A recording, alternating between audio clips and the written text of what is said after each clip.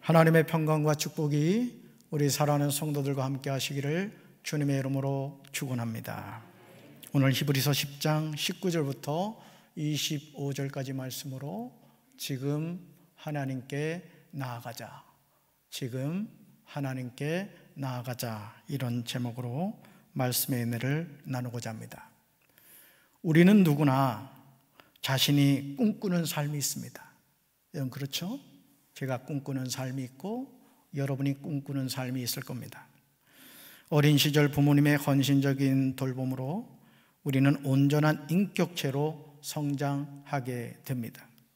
물론 이것도 각 개인의 형편에 따라서 같지는 않습니다. 어떤 자녀는 그런 경우도 있고 어떤 자녀는 그렇지 못한 경우도 있습니다. I have a dream. 나에게는 꿈이 있습니다. 우리가 알고 있는 이 내용은 1963년 8월 28일 미국 워싱턴 DC에서 열린 직업과 자유를 위한 워싱턴 행진에서 마틴 루터킹 목사님이 행했던 연설에 붙은 별칭입니다. I have a dream.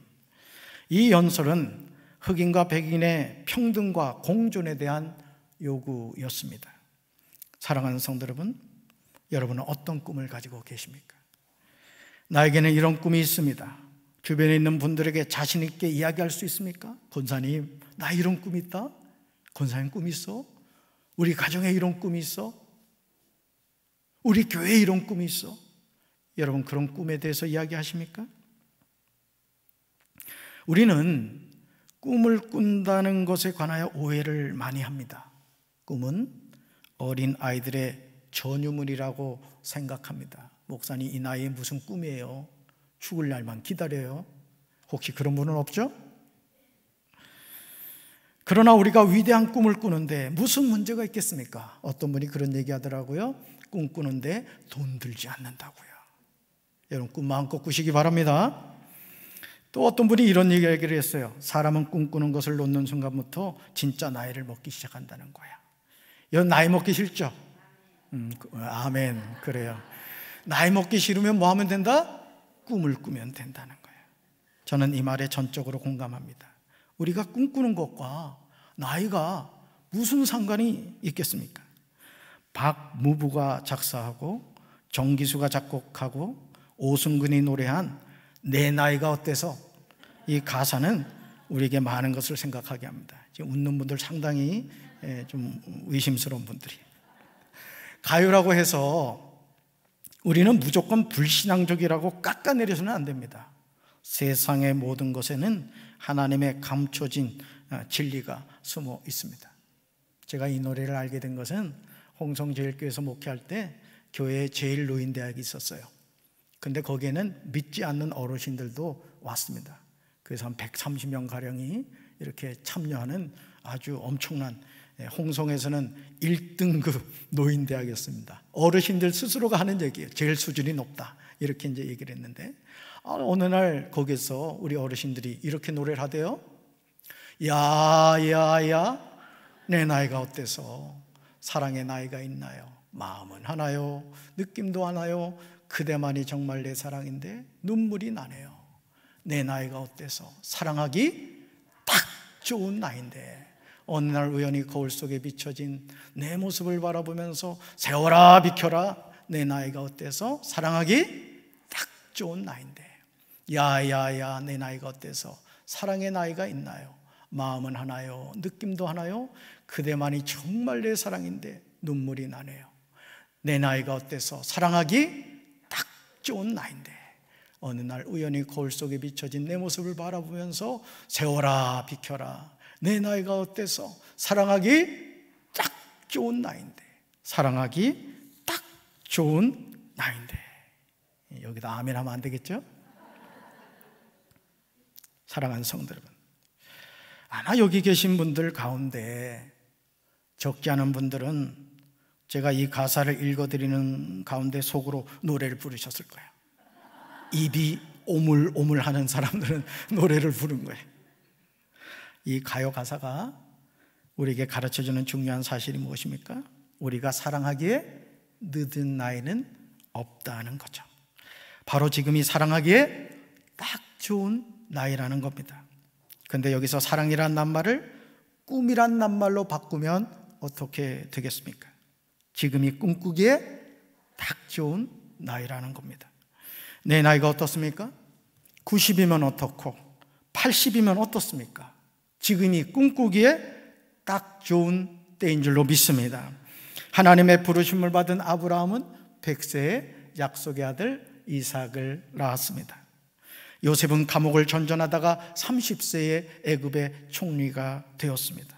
살인자 모세는 80세 애굽에서 노예로 살고 있던 이스라엘 백성을 이끌고 나오려는 사명을 하나님으로부터 받았습니다.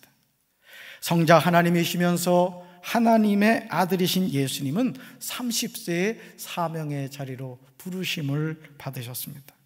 사생애로 30년을 사셨기 때문에 예수님의 실제적인 공생애의 삶은 3년 정도밖에 되지 않습니다. 그럼에도 이 짧은 생애를 사시면서 예수님은 꿈을 꾸셨습니다. 그것도 그렇고 그런 꿈이 아닌 모든 죄인을 구원하는 엄청난 꿈을 꾸셨습니다. 이 세상에서 죄인을 구원하는 꿈을 누가 꿀 수 있겠습니까? 그러나 예수님은 아버지 하나님이 자신에게 주신 사명이 무엇인지를 아셨고 그 사명을 순종으로 감당하셨습니다. 저는 우리 사랑하는 성도 여러분들, 하나님이 주신 꿈을 꾸게 되길 주님의 이름으로 축원합니다. 지금이 꿈꾸기에 딱 좋은 때입니다. 할렐루야. 그러므로 요한복음 14장 6절에서 예수님이 자신의 사명이 무엇인지 말씀하십니다. 우리 말씀 같이 읽습니다. 예수께서 이르시되 내가 곧 길이요 진리요 생명이니 나로 말미암지 않고는 아버지께로 올 자가 없느니라. 아멘. 사랑하는 성도 여러분, 예수님이 꿈이 무엇입니까? 예수님이 꾸신 꿈이 무엇입니까? 모든 죄인이 구원의 유일한 길이 되는 자신을 통하여 아버지 하나님께로 가야 된다는 것입니다. 모든 죄인이 구원의 유일한 진리가 되는 자신을 통하여 아버지 하나님께로 가야 한다는 겁니다. 모든 죄인이 구원의 유일한 생명이 되시는 자신을 통하여 아버지 하나님께로 가야 한다는 것입니다. 예수님의 위대한 꿈은 예수님 자신에게만 국한되는 것이 아니었습니다. 예수님의 꿈은 제자들에게 전해졌습니다. 예수님은 자신의 꿈이 무엇인지 제자들에게 분명하게 말씀하셨습니다. 저는 우리 교회 담임 목사로서 여러분에게 꿈을 얘기하고 있습니다. 말씀을 전할 때마다 우리 교회가 어떤 교회가 되어야 되고 우리가 구원받은 하나님의 자녀로서 어떤 삶을 살아야 되는지 여러분에게 꿈을 전하고 있습니다. 이 꿈을 깨닫게 되기를 주님의 이름으로 축원합니다. 예수님의 제자는 예수님이 주신 꿈에 순종하며 살아갑니다. 따라합시다. 예수님의 제자는 예수님이 주신 꿈에 순종하며 살아갑니다. 아멘. 마태복음 28장 19절과 20절에서 예수님은 제자들에게 대사명을 전하십니다. 예수님의 꿈이에요. 같이 읽습니다. 그러므로 너희는 가서 모든 민족을 제자로 삼아 아버지와 아들과 성령의 이름으로 세례를 베풀고 내가 너에게 분부한 모든 것을 가르쳐 지키게 하라. 볼지어다 내가 세상 끝날까지 너희와 항상 함께 있으리라 하시니라. 아멘. 사랑하는 성도 여러분, 예수님의 꿈이 무엇이었습니까? 모든 민족을 제자로 삼는 것이었습니다. 모든 민족을 제자로 삼기 위해서는 아버지와 아들과 성령의 이름으로 세례를 베풀어야 합니다. 그리고 예수님이 제자들에게 분부한 모든 것을 가르쳐 지키게 해야 합니다. 그러나 이 모든 예수님의 꿈을 실천하기 위해서 우리 삶에 우선적인 내용이 있습니다. 바로 그것이 하나님이 우리에게 주신 소망을 굳게 잡는 거예요. 하나님이 나에게 주신 소망을 잡는 겁니다. 히브리서 10장 19절부터 25절은 우리에게 하나님이 주신 소망을 굳게 잡는 비결을 제시하고 있습니다. 요한복음 14장 6절에서 예수님은 죄인이 아버지 하나님께로 가기 위해서는 길이요 진리요 생명이 되시는 예수 그리스도를 통해서만 가능하다고 말씀하십니다. 그리고 히브리서 10장 19절과 20절 내용은 예수님의 이 말씀에 관한 부연 설명과 같습니다. 우리 말씀 같이 읽습니다. 그러므로 형제자매 여러분, 우리는 예수의 피를 힘입어서 담대하게 지성소에 들어가게 되었습니다. 예수께서는 휘장을 뚫고 우리에게 새로운 살 길을 열어주셨습니다. 그런데 그 휘장한 곳 그의 육체입니다. 아멘. 우리는 죄인입니다. 우리 가운데 죄인이 아닌 사람이 없습니다. 죄를 지어서 죄인이 아닙니다. 죄인으로 태어났기에 죄인으로 살다가 죄인으로 죽는 겁니다. 그런데 죄인인 우리가 거룩하신 하나님이 통치하시는 하나님 나라에 들어갈 꿈을 꾼다는 것이 말이나 됩니까? 죄악으로 가득한 이 세상에서 착하고 의롭게 살려고 해도 쉽지 않은데 말입니다. 여러분, 지난 한 주 동안 죄 많이 지셨죠? 여러분 얼굴에 써 있습니다. 목사님 죄 겁나게 짓다가 왔습니다. 이것이 우리의 연약함입니다. 이것이 우리의 연약함이에요. 하나님을 의지하지 않고서 우리가 어떻게 이 험한 세상을 살아가겠습니까? 그러나 죄인이 하나님 나라에 들어가는 길은 자신의 수고와 노력으로 되는 것이 아닙니다. 그러므로 예수님이 말씀하십니다. 내가 길이다, 내가 진리다, 내가 생명이다. 그런데 안타깝게도요, 많은 사람들은 자신의 수고와 노력으로 구원의 길을 가겠다고 합니다. 여러분, 영국에서 저 미국 조지아주를 향해서 시몬소 배를 타고 가고 있는 존 웨슬리 기억하십니까? 누구보다도 모태신앙으로 태어나 믿음의 명문가에 자라나서 옥스퍼드 대학을 다니는 정말 훌륭한 학생이요, 목회자였지만 그는 그 배를 타고 가는 가운데 풍랑을 만나면서 자신이 믿음이 없다는 사실을 알게 되었어요. 오늘 이 예배 참여한 성도들 가운데 어떻게 하다 보니까 목사가 되었고, 어떻게 하다 보니까 전도사가 되었고, 어떻게 하다 보니까 장로가 되었고, 권사, 집사, 성도가 되었는데 아직도 죽음이 두렵고 아직도 구원의 확신이 없는 분이 있다면 이 시간 예수 그리스도를 인격적으로 영접하셔서 지금 당장 죽는다 하더라도 나는 천국에 들어간다는 구원의 확신을 갖고 살아가게 되길 주님의 이름으로 축원합니다. 죄인이 지성소에 계신 하나님을 만나겠다는 담력을 가질 수 있겠습니까? 하나님의 특별한 부르심을 받은 대제사장도 1년에 한 번 속죄일에만 하나님 앞에 나아갈 수 있었습니다. 유대력으로 7월 10일에 단식을 하고 대제사장이 지성소에 들어가 산제물을 바치며 백성의 죄를 속죄하기 위한 의식을 거행하였습니다. 그러나 이 제사의 한계는 모든 백성의 죄를 속하기 위하여 지성소에 들어가는 대제사장도 자신의 죄 문제를 해결하기 위해서 어린 양의 피를 뿌려야만 했다는 것이죠. 다시 말해서 불완전한 제사였다는 것입니다. 그러므로 이 제사의 효력은 1년밖에 되지 않았어요. 여러분, 구약 성경에 나오는 수많은 제사가 있습니다. 수많은 예배가 있습니다. 그러나 그 예배들은 완전하지를 못했던 거예요. 효력이 몇 년밖에 못 갔다고요? 1년밖에 가지를 못했어요. 이것이 구약에서 드려지는 제사의 한계였습니다. 그러니 죄를 지을 때마다 사람들은 죄를 용서받기 위해서 반복해서 다양한 제물을 가지고 하나님 앞에 나아가야 했습니다. 여러분도 지난주에 죄를 지으셨잖아요. 그럼 구약적인 개념으로 본다면 여러분이 죄 용서함 받으려면요, 양 한 마리 끌고 오셔야 됩니다. 그리고 여러분이 칼을 들어 그 양을 잡아가지고 피를 하나님께 바쳐야 됐어요. 이것이 구약적인 개념의 제사였습니다. 하지만 이제 이런 제사는 갈보리 십자가에서 우리를 위하여 피 흘려주신 예수님의 보혈로 말미암아 완전히 마무리된 줄로 믿습니다. 더 이상 불완전한 제사가 아니라 완전한 제사를 통해서 예수 그리스도를 통하여 우리는 온전하게 죄사함 받은 줄로 믿습니다. 그것도 거룩한 대제사장의 예복을 입고 자신의 목숨을 걸고 지성소에 계신 하나님을 두렵고 떨리는 마음으로 뵈려고 들어갔던 대제사장을 통해서가 아닙니다. 이제는 누군가를 통해서 하나님을 만나는 것이 아니에요. 여러분 착각하지 마세요.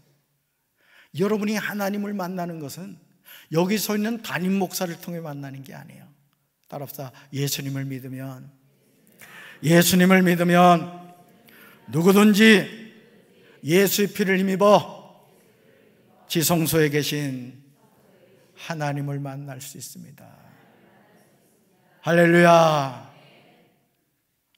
예수님은 이 길을 열어놓으시기 위해서 자신의 육체를 찢으셨습니다. 그래서 이렇게 비유할 수 있을까요? 저희 아내가 딸 이내를 낳기 위해서 제왕절개 수술을 했습니다. 한 생명을 낳기 위해서 자신의 배를 찢고 아기를 낳은 거예요. 우리 예수님이 죄인인 우리를 구원하시기 위해서 어떻게 하셨다고요?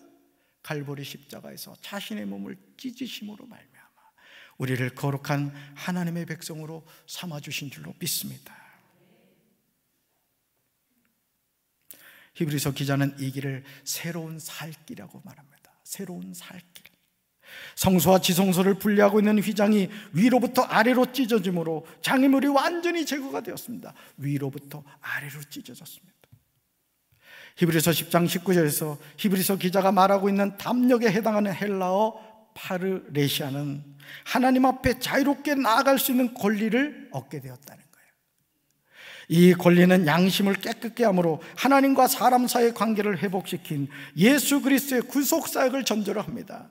여러분, 이제 우리는 누구든지 예수님을 만날 수 있게 된 거예요. 예수의 이름을 부르기만 하면 우리는 살아계신 하나님을 만나게 된 줄로 믿습니다.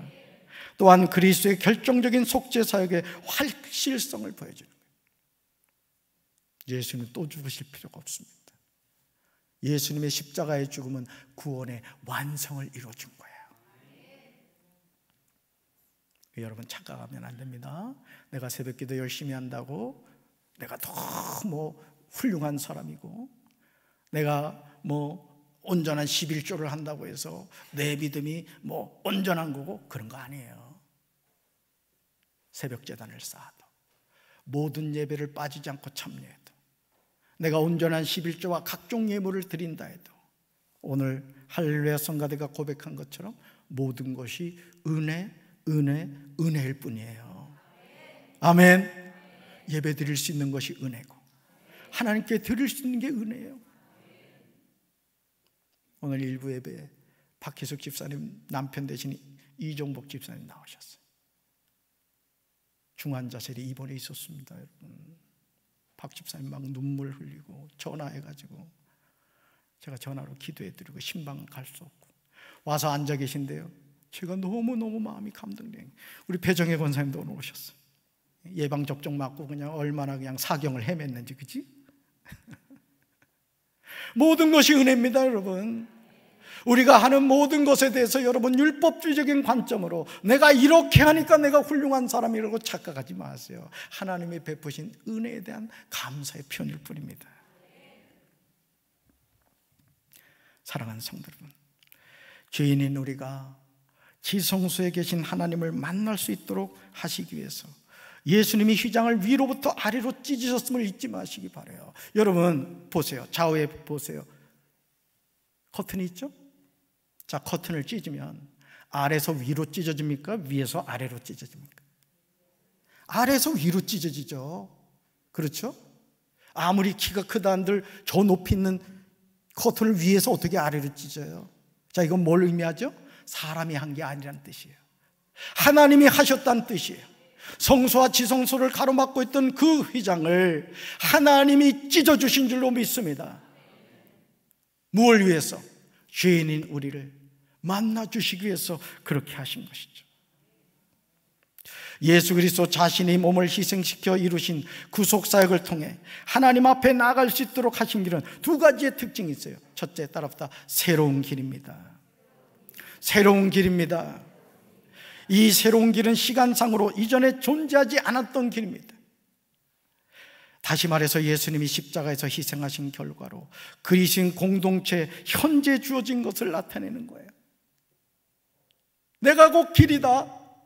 이 길을 걸어가는 사람은 누구든지 죄에서 사함받아 하나님 자녀돼 예수님이 자신의 몸을 찢으심으로 그 새로운 길을 열어주신 거예요. 우리는 그 길을 따라갈 때 구원받은 천국 백성이 될 줄로 믿습니다. 다시 말해서 예수님이 십자가에서 희생하신 결과로 우리에게 주어진 거예요. 또한 질적으로 옛 언약에서 이루어질 수 없는 것이 새 언약에서는 변할 수 없는 영원한 것임을 보여줍니다. 두 번째로 따라합시다. 살 길입니다. 첫 번째는 뭐라 그랬죠? 새로운 길이고, 두 번째는 살 길입니다. 이것은 그리스도께서 이루신 길이 하나님 앞에 자유롭게 나아갈 수 있도록 하여 생명으로 인도하는 길임을 보여주는 거예요. 여러분, 길이라고 다가면 안 됩니다. 등산을 하는 분들 가운데 꼭 이상한 습성이 있는 분들이 있어. 여기 들어가지 마시오 하면 꼭 들어가는 사람들이 있어요. 그래서 낙상사고로 죽는 경우 많습니다. 이런 길이라고 다가면 안 돼요. 이 세상에도 수많은 길이 있습니다. 우리가 영적으로 깨어있지 않으면 그 길이 내 인생을 쨍하고 혜뜨게 할 줄 알았는데 그 길로 가다가 패가망신하는 인생들이 얼마나 많아요.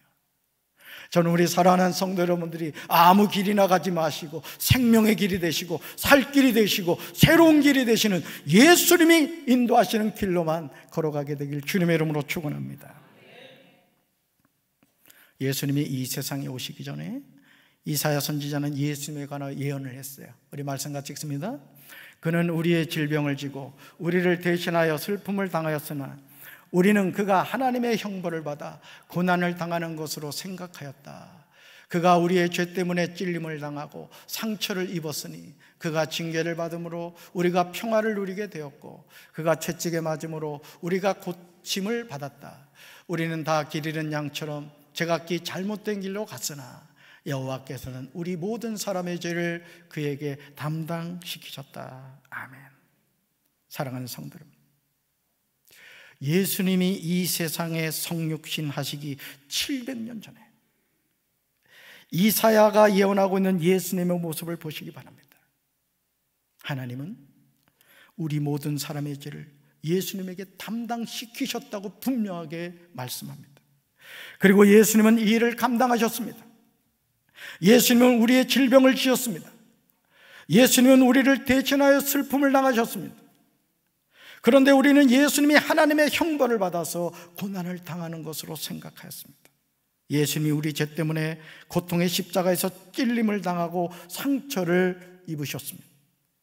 예수님이 징계를 받음으로 우리는 평화를 누리게 되었고 그가 채찍에 맞음으로 우리는 고침을 받았습니다.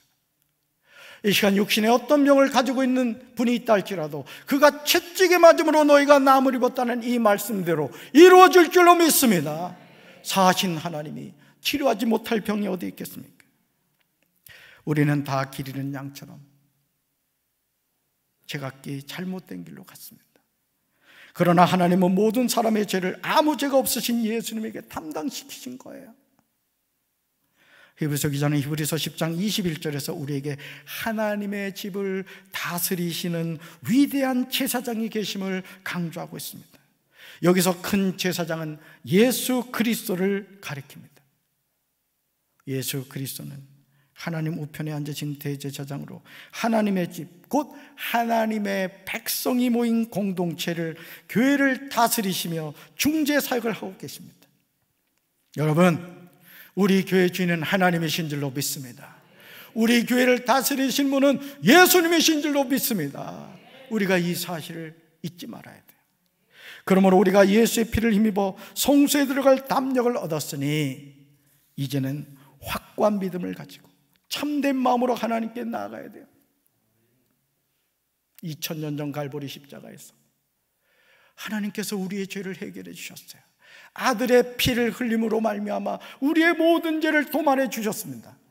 혹시 여기 계신 분들 가운데 아직도 누구에게도 얘기할 수 없는 그 죄 때문에, 여러분만 알고 있는 그 죄 때문에 고통당하는 분이 있다면 이 시간 예수 그리스도를 통해서 죄사함의 기쁨과 은혜를 누리게 되시길 주님의 이름으로 축원합니다. 2000년 전 예수님은 저와 여러분의 과거와 현재와 미래의 모든 죄를 사해 주셨습니다. 여러분 믿으십니까?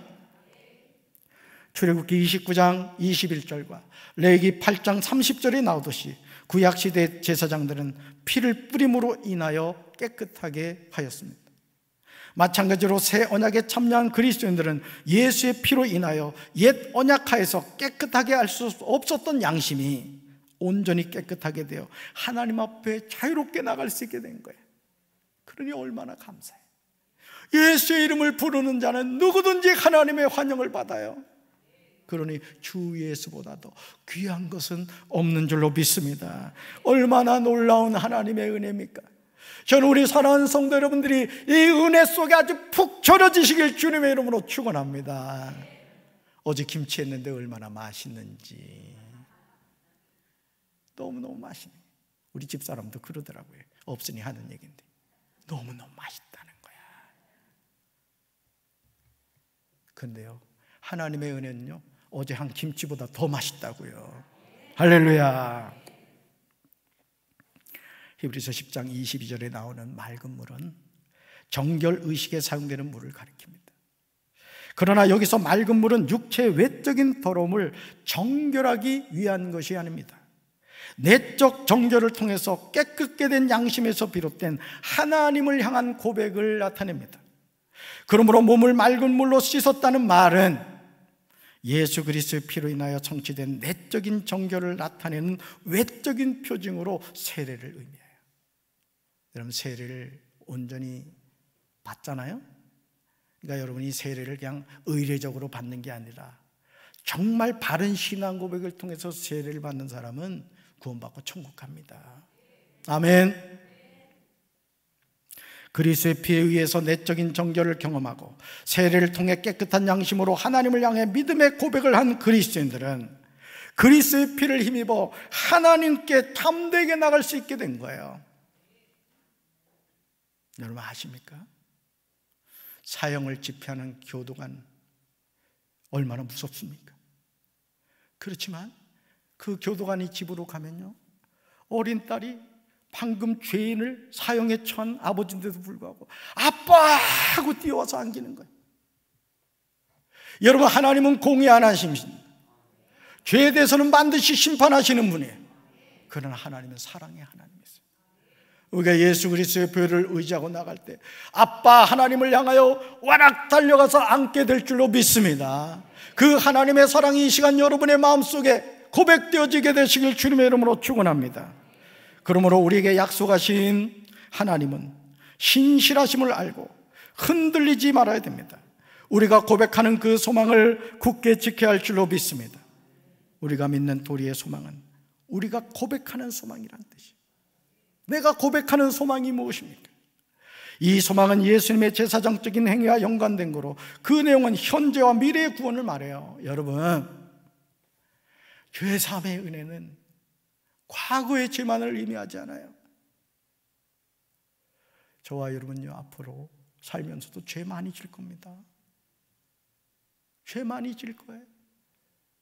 그렇지만 우리가 죄를 짓게 된다 할지라도 2000년 전 갈보리 십자가 예수 그리스도의 보혈을 의지할 때 예수님께서 이루신 그 구원의 완전성을 통하여 우리는 천국 백성으로 승리하게 될 줄로 믿습니다. 이 구원의 확신을 우리가 가져야 됩니다. 그렇다면 우리가 고백하는 소망을 붙잡고 살아가는 저와 여러분이 구원을 받은 그리스도인으로서 이 험한 세상을 어떻게 살아야 되겠습니까? 서로 돌아보고 사랑을 베풀며 선행을 격려해야 합니다.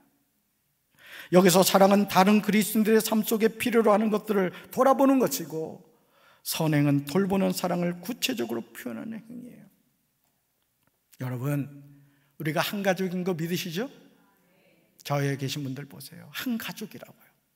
우리가 강경제일교회라는 믿음과 소망과 사랑의 공동체 안에서 우리가 신앙생활을 할 뿐만 아니라 이 육신의 장막을 벗고 하나님 계신 저 천국에 갔을 때 우리는 거기서도 만나야 될 형제 자매들입니다. 그러니 누구를 미워하고 누구를 판단하고 누구를 정죄하겠습니까? 우리가 그리스도의 사랑으로 서로 아껴주고 도와줘야 될 줄로 믿습니다. 우리가 신앙생활을 하면서 주변에 있는 지체들을 그리스도의 사랑으로 서로 돌아보고 격려하고 돌보는 것 매우 중요해요. 제가 그래서 여러분한테 늘 드리는 말씀 있잖아요. 코로나 때문이기도 하지만 신앙의 여정에서 돌부리에 걸려 넘어진 성도들이 있다고요. 찾아가야 됩니다. 그리고 그의 손을 잡아줘야 돼요. 그리고 그의 이름을 불러가며 기도하셔야 됩니다. 여러분, 생고구마를 전도하는 것도 중요하지만 익을까 말까 하다가 실족해서 나가 떨어져 있는 성도들, 여러분 찾아가십시오. 그것도 전도입니다. 한 영혼을 세우는 것이 얼마나 중요합니까? 하나님 나라의 천국 잔치가 벌어지게 될 줄로 믿습니다. 이제 우리는 어떤 사람들이 하는 것처럼 교회 모임에 빠져서 안 돼요. 모든 예배에 여러분 성실하게 참여하셔야 됩니다. 은혜 받으셔야 돼요. 하나님을 찬양하는 일에 힘써야 될 줄로 믿습니다. 주님이 재림하시는 그날 가까이 다가옴을 볼수록 함께 만나며 서로 격려해야 돼요. 장로님 힘내세요. 권사님 힘내세요. 집사님 힘내세요. 성도님 힘내세요. 죄가 있잖아요. 어찌 아멘이 시원찮아요. 죄가 있잖아요.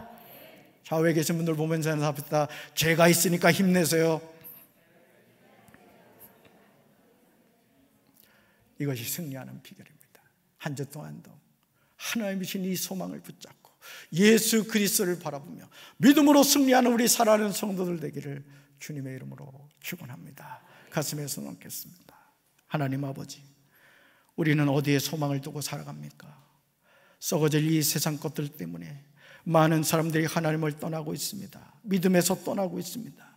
우리가 한 공동체 안에서 신앙생활하는 형제자매로서 실족하여 넘어져 있는 성도들을 내팽겨두지 않게 도와주시고 찾아가서 사랑과 선행을 격려하며 일으켜줌으로 우리 공동체가 구원받는 우리가 더해지게 하시고 하나님 나라가 확장되는 우리 교회가 될 수 있도록 주여 도와주시옵소서. 힘을 내게 하옵소서. 용기를 내게 하여 주옵소서. 연약한 내 손을 잡아주시는 주님을 바라보게 도와주시옵소서. 예수님의 이름으로 간절히 축복하며 기도합니다. 아멘.